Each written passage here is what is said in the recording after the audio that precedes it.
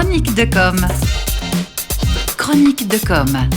Aujourd'hui dans Chronique de com, nous sommes avec Vincent Honorato, CEO de Aconseil, pour nous parler comme promis de la deuxième étape de la réorganisation d'un service de communication.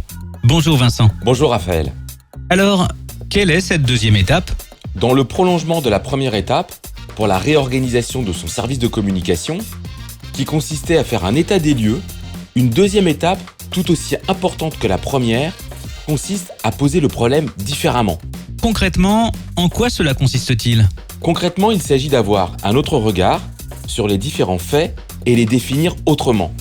Avoir une ou des approches différentes face aux situations et difficultés de son service, mais également s'inspirer des difficultés rencontrées par son entreprise. Il faut être capable d'avoir une vision globale de son projet d'entreprise et de ne jamais perdre de vue son objectif de développement. Car comme on le sait tous, toute entreprise aspire au développement.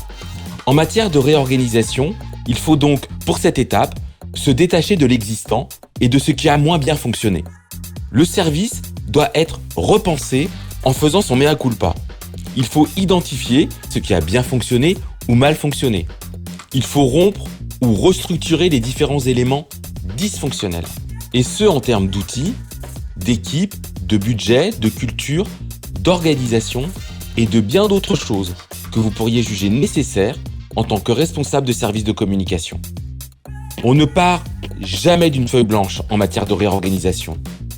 Il faut donc, par toutes ces actions, rechercher des solutions pertinentes, responsables et créatives.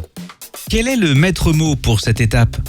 Raphaël, poser le problème différemment sous-entend sortir de l'ordinaire.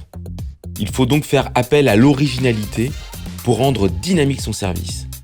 Oui, l'originalité est pour moi le maître mot de cette étape.